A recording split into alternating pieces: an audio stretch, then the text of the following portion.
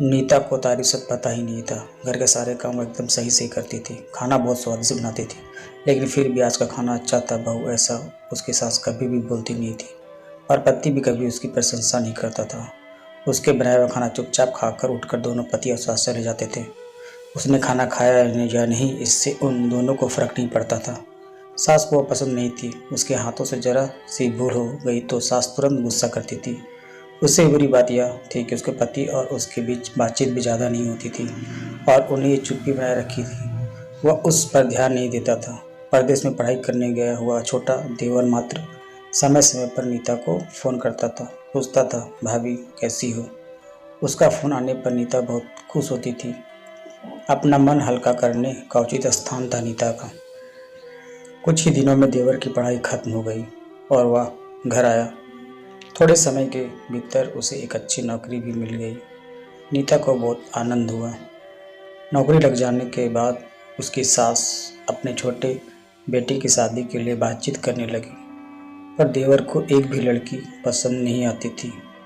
इसने ही बोला होगा, उसे मना करने को सोचकर सास नीता को ही दोष दे रही थी। नीता को चिंतित देखकर देवर ने अपनी माँ से कहा, मैं एक लड़के से बहुत प्यार करता हूँ, मैं उसी से शादी करूँगा। उसने जिद की। देवर जी, यह बात पहले बतानी चाहिए थी ना। नीता ने यह बात अपने पति के कान पर डाली। इस बात पर उसने थोड़ी किटपिट की, लेकिन लड़के देखकर वह बेतैयार हो गया।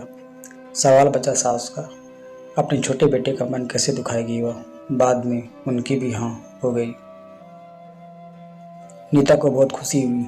उसे लगा एक अच्छी सहेली आ जाएगी अब साथ देने के लिए, दिल के राज बताने के लिए। पर कैसी होगी छोटी देवरानी, रस बस जाएगी हमारे साथ और इस घर में, या वह एक अलग दुनिया बसाने पर जोर देगी देवर जी को। इस विचार से थोड़ा टेंशन में आ गई नीता।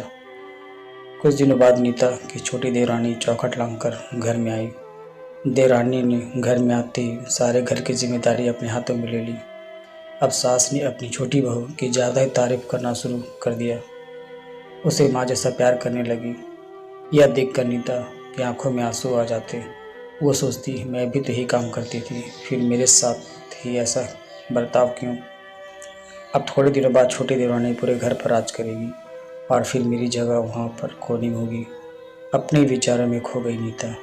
नीता के भाव समझने पर छोटी देवरानी नीता के हाथ अपने हाथ पर लेकर बोली, दीदी मुझे सब पता है, मुझे अपनी छोटी बहन समझिए, देखना बहुत जल्दी सब ठीक हो जाएगा। छोटी देवरानी ने पूरे घर की जिम्मेदारी तो ले ली, लेकिन कामों में कुछ न कुछ बार बार भूल करती थी। फिर देवरानी नीता के पास जाती और मदद मांगती थी। ऐसा रोज ही होने लगा। यह देखकर सास गुस्सा हो गई कि मेरे रहते हुए वह छोटी बहू बड़ी बहू के पास क्यों पूछने जाती है। फिर सास भी रसोई घर में आकर चार काम शुरू करने लगी। धीरे धीरे वह छोटी बहू के साथ साथ अनजाने में बड़ी बहू से भी प्यार का से बर्ताव करने लगी, प्यार से बोलने लगी, नए पदार्थ दोनों को सिखाने लगी, भूल समझकर समझाने लगी। अब सास और दोनों बहुओं में अच्छी दोस्ती होने लगी। इस वजह से बड़ी बहू का स्वभाव भी अच्छा होने लगा। उसके स्वभाव में खुलापन आ गया। सास भी दोनों के साथ कभी शॉपिंग तो कभी फिल्म देखने जाने लगी। वो अपनी दोनों बहुओं को समान प्यार करने लगी। इस वजह से घर का माहौल हंसता खेलता हो गया। इसके अलावा अपने भाई और उसकी पत्नी की बॉन्डिंग देखकर नीता का पति भी उसके साथ अच्छा व्यवहार करने लगा। यह देखकर छोटी बहू बहुत खुश हुई।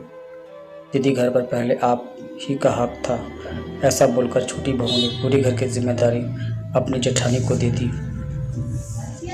साल भर नीता के देवर को अच्छे वेतन और बड़ी पोस्ट पर स्थापित किया गया। अब छोटी देवरानी भी अपने पति के साथ परदेश जाएगी और मैं फिर अकेले रह जाऊंगी।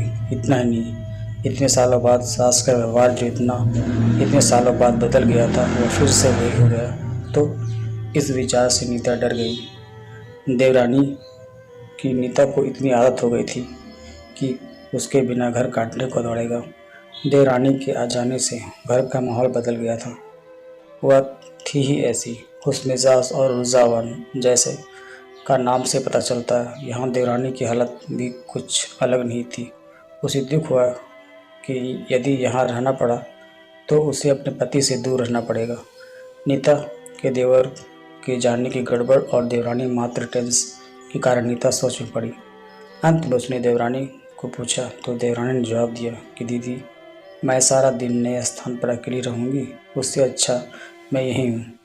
आपके देवर को बोला है मैंने शनिवार और रविवार को छुट्टियों में आप ही यहाँ आ जाया करें, मैं भी उनके साथ जाया करूँगी, बीच बीच में थोड़ा बदलाव के लिए। उस पर वह बोलते हैं कि 6 महीने में वापस यहाँ ही बदली कर लूँगा मैं। अपने पति की नकल करके देवरानी बोली और छोटी देवरानी भी हंसने लगी। अपनी आंखों में आंसू पोंछते हुए नीता बोली, छोटी, यह दिन वापस नहीं आने वाले। जाओ तुम अपने पति के साथ, उनके साथ भी तो कोई होना चाहिए ना। दीदी, आपने मुझे बड़ी बहन का प्यार दिया, वैसे भैया के रूप में एक बड़ा भाई मिला। यह भरा हुआ संसार छोड़कर मैं कैसे जाऊँ? वहाँ अकेले का मन नहीं लगेगा। 6 महीने का तो सवाल है, वो आते रहेंगे यहाँ पर। यह सुनकर नीता ने अपने देवरानी को खुश होकर गले लगाया।